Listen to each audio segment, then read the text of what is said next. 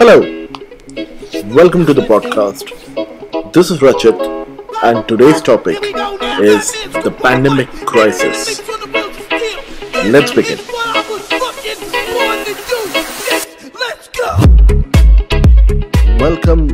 Welcome. So, finally, good 9 months now that it has started, but today I get the time to talk about it.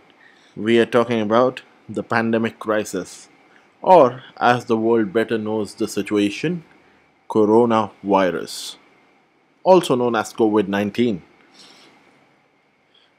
Almost everybody knows how it all began: the meat market, the animal market, or the food delicacy joint, whatever you call it, wherever you come from.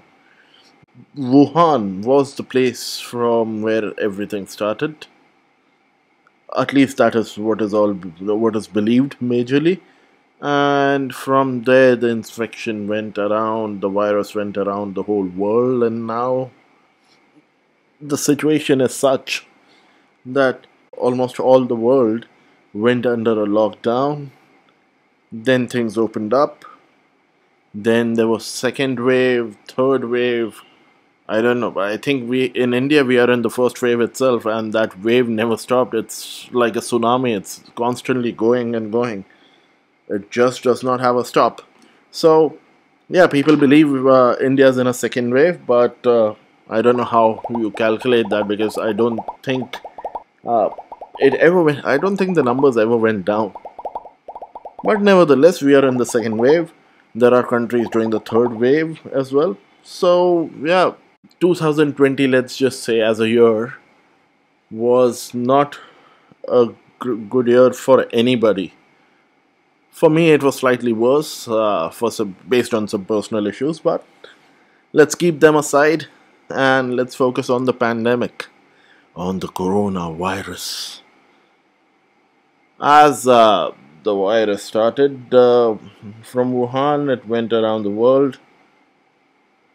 People initially were so scared that they don't want to get out of the houses. People did not want to meet other people.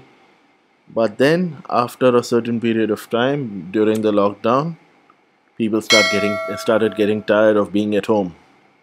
Imagine, I think Spanish flu was something that happened in the year around the year 1920. At that time, as well, lockdowns were imposed, and imagine, you did not have any Google, you did not have Netflix, you did not have Amazon, you did not have any OTT platforms, no way to communicate to each other as well. You cannot talk to your friends. Forget about talking to your friends in different parts of the world. You could not talk to your friends in the next city or the next village because I don't know, there weren't many cities in the year 1920. So the situation that bad and people survived that.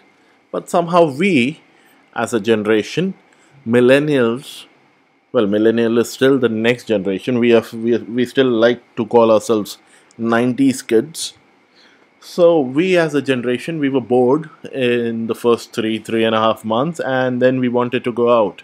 Even if there was a lockdown, that did not stop us from going out. And from what I see right now, clubs, hotels, places of interaction, all are full on busy. Should you go out or should you not? That is not my call, that is for you to decide. I am no one to tell you to stay indoors or to go outside. But that is an understanding that a nation or right now the world wants from their people. It is not you who is at risk of contracting, but besides you or from you, there is, if not more, at least 400 people in some of the reports that I had seen. One person can contract any virus to at least 400 other people. And you know who's going to be one of those first 400 people? Well, one of the first ones out of those 400 people? Your family. You may or may not care of your life, but I am sure you care about your parents, your loved ones, your children, your spouses, or if you've got your girlfriend as well.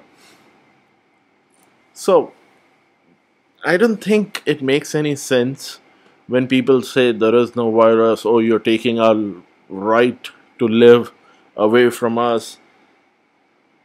Don't do it for yourself, do it for your loved ones, is what I would feel, or that is what I would do. There were many conspiracy theories which came out where the people saying that US has planted this virus in China, or North Korea had some hand in it, or it was created in the labs.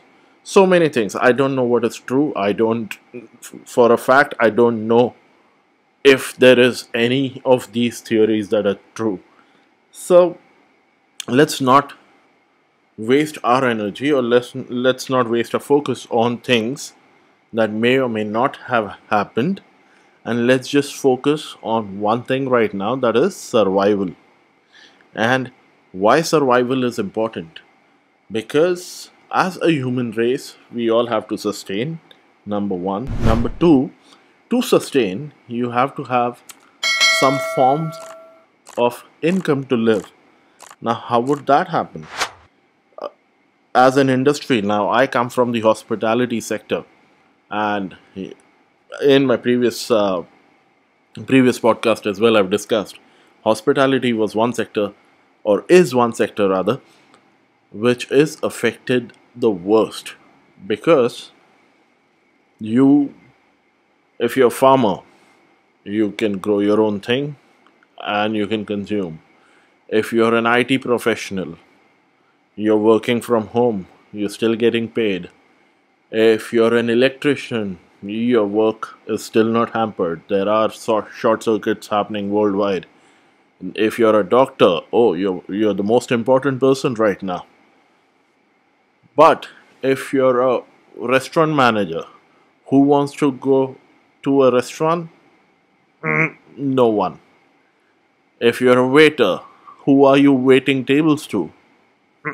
No one. So, as a hospitality professional, I would tell you that means to earn resources is very difficult right now.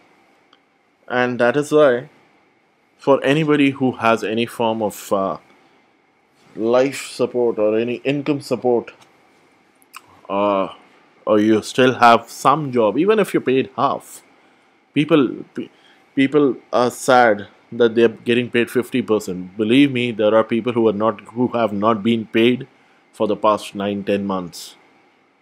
Now you're going to tell me that, oh, they did not work as well. Well, they did not have the chance to work. So please adjust to the new lifestyle. Please, when this all started somewhere in March, people were talking a lot about the new normal. Well, yes, new normal has set in, but it has set, the new normal is set very worse for some sectors like hospitality.